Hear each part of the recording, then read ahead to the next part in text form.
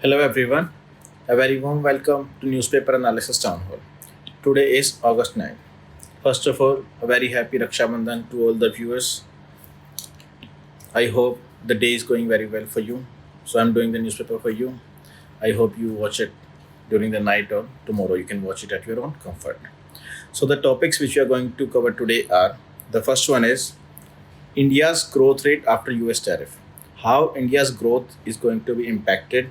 What are going to be the impacts on the current account deficit, GDP growth, and inflation. Also, what India should do to counter the impacts of US tariff.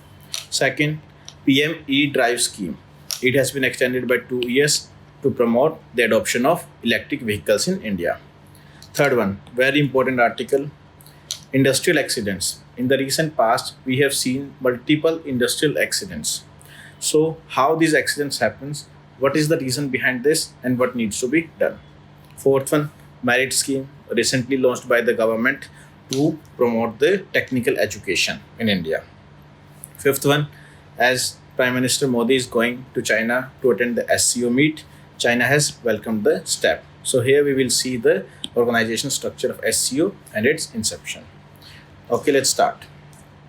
Yes, with tariff, India's growth rate needs a careful watch. The article has been written by C. Rangarajan, ex-RBI governor. So very important insights have been given in the article. Let's cover it. First of all, what is the context? We all are aware of the context. 25% reciprocal tariff by US along with 25% penalty for Russian oil. India imports Russian oil, so 25% extra penalty. Why US has done this? Two major reasons which have been quoted by US. First one, US's trade merchandise deficit with India was $41.1 billion in 24-25. So US is saying that we want to narrow this deficit. So we want to increase the export and reduce the import. So that is why they are imposing the duties on Indian imports. Secondly, to penalize India for importing Russian oil. Why? US says that India is basically sponsoring the Russia-Ukraine war in favor of Russia. So that is why the 25% tariff and 25% penalty has been imposed on India. Now, what are the impacts which can happen on India of these tariffs? First one, let us make an assumption. The writer has made an assumption. Let import elasticity be -1. What is import elasticity? Import elasticity basically, if there is 1% increase in duties, or that is tariff, it is leading to 1% reduction in import. So US has imposed 25% on India. So first we are going to have to look at the impact of 25% reciprocal tariff. Then we will have a look at the penalty. So if 1% increase in duties leading to 1% reduction in import, so 25% increase in tariff will lead to 25% reduction in the import. This is the extreme case we are taking. So let us see the impact. With this, India's trade deficit is expected to increase to 7.84%. The difference is going to be of 0.56%. So earlier it was 7.28, which is expected to rise to 7.84%. Similar is going to be the impact on India's growth, which can fall from 6.5% to 5.9%. Then current account deficit. Current account deficit, we all know what we are importing, what we are exporting. On the basis of that, in the current account, how much deficit we are running. That is how much our exports are lesser than the imports. So our current account deficit is also likely to increase from 0.6% to 1.15% of GDP. So these are the impacts which are going to happen on the Indian economy. But as we earlier said, that writer has taken the extreme measures. That is the import elasticity of -1. And there are other factors also which can moderate this impact. That impact may not be this much on Indian economy. What other factors? For example, India is now doing their trade agreements with various countries. We all know that the trade deal with UK has been finalized. Now the negotiations are going on with European Union also and some other major countries of Europe as well as South America, along with US also. Secondly, so what is going to happen if the trade deals are being signed? So our exports are likely to increase. So that will reduce the impact. Second, US has not imposed the tariffs only on India. US has also imposed tariffs on other countries. For example, if there is 25% tariff on India, so the disadvantage is not 25%, but for example, if Bangladesh is 15%, disadvantage is only 10%. So this also can lead to moderation of the impacts. Third one, as US trade, US exports are going to increase. So other currencies as compared to US are likely to weaken, including Indian rupee. If Indian rupee weakens, which hit the lowest of 87.4% for this last week only, so in this, what is going to happen is our currency will depreciate. If currency depreciates, we all know what is going to happen. Our exports become more competitive as they become relatively cheaper. So all these also can play a moderating role in the impacts of tariffs imposed by US. Now, the 25% extra penalty is also there. What is its effect? The impact is going to be similar of these 25%. So all this is further going down, right? Similar hoga. Then what other impacts can be? See, now India is buying oil from Russia, which is cheaper oil. Now if India diversify its oil imports, so for example now start buying from US, so what will happen? It is costly, therefore our import bill will increase. Therefore crude oil prices or the petrol diesel prices will increase. It will lead to increase in inflation, domestic inflation, what we call as imported inflation. So not only on these fronts, but also on this front, it is going to be, Indian economy is going to be impacted. Also weakening of rupee further, because our imports are increasing, our export is not increasing, it is even going down. So our rupee will weaken further. So in these circumstances, what should India do? First of all, the trade deal with US, it should be finalized, because it has not been finalized. So the timeline is still there. So negotiating a trade deal with US without compromising in sensitive sectors. As our Prime Minister has also said, we are not going to compromise in sectors like agriculture and MSME, because this is the sector which US is looking for, the dairy sector, the agriculture sector. Second, now we have to diversify our export market. Brazil and India day before yesterday only have talked regarding diversifying and increasing the bilateral trade between the countries. So India has to look for other markets. Third, see what happens is sometimes India is importing something. Okay. We imported. Now we have import duty of say 20%. Now this material is used to make a good which is exported. So if we reduce this import duty on certain goods, it can lead to reduction in prices of our exported good also. So therefore we have to lower import tariff on certain goods. Okay, because many exported goods are dependent on imports. So reducing import tariff can make our exports competitive. Next, creating multilateral pressure. Though in the world of the regionalism, the bilateralism, the minilateralism, these multilateral organizations like WTO and United Nations are not that functional, but still multilateral pressure can be created on United States through organizations like WTO. These are the steps ahead which India should look forward to. Okay, next article. Yes, government has extended the PM 𝐸 scheme by 2 years. Earlier, it was supposed to end by 2026. Now it has been extended to March 2028. What does it stand for? 𝐸? Electric Drive Revolution in Innovative Vehicle Enhancement Scheme. Okay, basically adoption of electric vehicle को promote करना है India में. This is the objective. Objective of the scheme is very clear. Adoption of electric vehicles को promote करना है. Robust electric vehicle charging infrastructure build करना है, and a strong domestic EV manufacturing ecosystem create करना है India में. Multiple benefits of electric vehicles we all are aware of. First of all, a reduction in the dependence on importing the crude and coal from the other countries. Okay, we can produce electricity from the renewable energy. Reduction in pollution. So multiple benefits are there of the electric vehicles. The scheme was launched in 2024 with an outlay of 10,900 crore rupees. In this scheme, there is an incentive also on the demand. Demand at the rate of 15% of the price of the car or the vehicle. It can be two-wheeler, three-wheeler, even buses are included under this scheme. Either the fixed price per vehicle or the 15%, whichever is lower, is being given to the consumer or the buyer of the vehicle. Also, it aims to set up more than 72,000 public fast chargers in key cities. So basically to drive the overall ecosystem of electric vehicles in India. This is the very important article, industrial accidents, the human cost of indifference. Industrial accidents have been very much news. Recent examples like Sigachi Industries explosion in Telangana, then firecracker unit disaster in Tamil Nadu. So the writer starts the article with a quote, with a statement.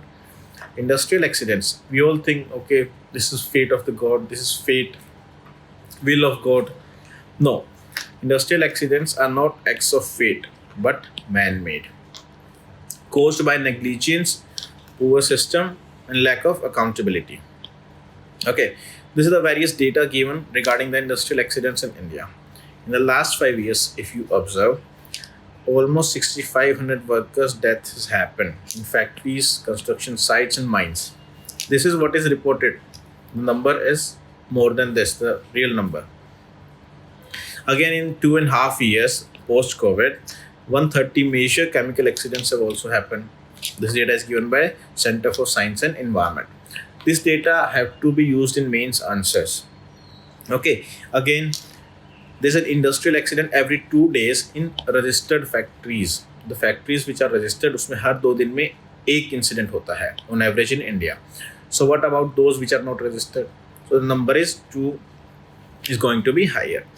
This is also given by Director General Factory Advice Service and Labour Institute. Okay, what is the reason behind this much number of industrial accidents in India? First of all, the basic infrastructure is missing. Basic infrastructure, like I start a factory, even a chemical factory, but I do not have fire NOC, no fire alarms, sensor or extinguishers. So basic infrastructure, basic safety infrastructure is missing only.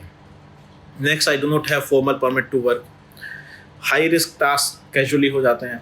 No proper training is being done. ना training है, ना permit है, ना safety norms हैं. Just focus is on the work. Focus is not on the safety. Why? Because it is not a core value in India. Industrial safety or safety norms at workplace is not part of our values. Okay. Then unsafe work environment, single fire exits, fire exits blocked. Even if there are fire exits, they are blocked. Certain items are being put there in the pathways. Again, weak enforcement is there. Lack of efforts, conviction and negligence. The conviction is not there. Even if the conviction is there, penalties are very less. So the enforcement is very poor, which are leading to more and more industrial accidents. But this is not what is happening around the globe. Developed countries, they have that industrial safety as a core value. For example, countries like Germany or Japan, they follow industrial safety as very important. They consider it as very important in their industrial functioning. This is a core value. Again, there's a manslaughter laws, corporate manslaughter laws. Use this term in your exam, in your mains paper. In South Korea and Singapore, what happens under this? Basically, if a gross safety failure happens, then the senior executive is held criminally liable. So the executive is criminally liable for this, then definitely they are going to look into the safety of the workplace. So what should be done? First of all, it should be there. This law should be enacted in India also. Also, adoption of industrial safety as a core value. Cultural shift should be there. Proper training should be there right from the very beginning. Corporate manslaughter laws. Digitizing risk reporting. If risk reporting is to be there, it should be digitized. it should be monitored, and there should be protection of whistleblowers. Whistleblowers as in who blows the whistle. That is who basically bring in the notice of public that certain safety norms have not been followed in an industrial organization. Then cultural shift needs to be done to adopt industrial safety as a core value. Then ensuring multilingual safety training and guarantee safety as a worker's right. It is not a privilege to the worker, that if I am making provisions for the safety of workers, it's not a privilege. It's the basic right of the workers. So it should be ensured. These are the various points has been discussed in the article. Very important article. I think it covers most of the things, including the data, reasons, global examples, and what should be done regarding industrial accidents. It can come in the mains and disaster management question. Also issues with the urbanization, migration, and the people who are impacted in these are basically they belong to the lower strata, economically as well as social. So basically they do not carry that value in front of the management, the higher management. So this also has a social angle to this. Next one more scheme which has been cleared by the central government, MERITE scheme. What is this? Multidisciplinary education and research improvement in technical education. ये basically technical education में improvements के लिए scheme है. 275 institutes में launch की जाएगी. वो भी कौन से? इंजीनियरिंग एंड पॉलिटेक्निक कॉलेजेस में. 4200 will be the outlay with loan from World Bank. These statements come in exam, in prelims. It's a central sector scheme. Central sector scheme meaning all the funding has to be done by the central government. State government will not do any funding. What is the objective? Improving the quality, equity, and governance in these technical institutes. Okay, what outcomes? This is the part of objectives only. Preparation of digitalization strategy for participating states. First of all, the states which are participating, उनकी digitalization क्या strategies है उनको prepare करना है. Then develop करने हैं multidisciplinary programs in technical courses में. Again, focusing on learning level, employability. If I'm studying, if I'm doing my technical education, then I should be taught how to become employable. My skill should be matching the industrial requirement. Employability skill and student transition across groups. Strengthening research and innovation capacity in technical education. Basically improving the research and innovation, learning level, employability skill, and developing new multidisciplinary programs in technical courses. This is the aim, this is the type, and this is the funding. Okay, this is about the scheme. Yes, China has welcomed Prime Minister's planned visit to China for SCO summit, which is going to happen in the end of August only. After 7 years, Prime Minister is going to China. We all are aware of various contexts. What are the various contexts to this? Russia-Ukraine war, Trump tariff. Okay. So now India is looking to diversify the markets in terms of exporting markets also, and also building a consensus over the Trump's or US's policies. So even the Brazil is trying to bring together the BRICS members, the India, China, Russia, on building a consensus on this thing. So what is SCO? SCO is an intergovernmental political, economic, and security alliance. Who are the members of this initiative, of this organization? It all started with the name Shanghai. 5 was the name. 5 members: Kazakhstan, China, Kyrgyzstan, Russia, and Tajikistan. Now the SCO name was given in 2001 when Uzbekistan joined the group. In 2017, India and Pakistan both were made the official members. Presently, there are 10 members, including Iran and Belarus. This is the map of SCO. Russia, China, India. One important point, in Central Asian countries, this is China, this is Russia, this is Kazakhstan. Out of the 5 Central Asian countries, Turkmenistan is not part of SCO. Okay. If in prelims one statement can come as a question is this: they will give Turkmenistan as one of the members, but Turkmenistan is not the member. And official languages, one statement can come as also Russian and Chinese. English is not the official language. There are two official languages, Russian and Chinese. So now this SCO summit is going to be very important economically, strategically for India. Now India is stuck. We cannot say even stuck. India has the opportunity also to reduce its dependence on US, but it takes time. So in the meanwhile, India is going to diversify its export destination and also provide domestic support to the exporters. What initiative should India take? We have discussed in the earlier article. So these are the articles for today. I hope you like it. If you have any query, you can ask in the comment box. So it is done for today. We will see you now on Monday. Thank you.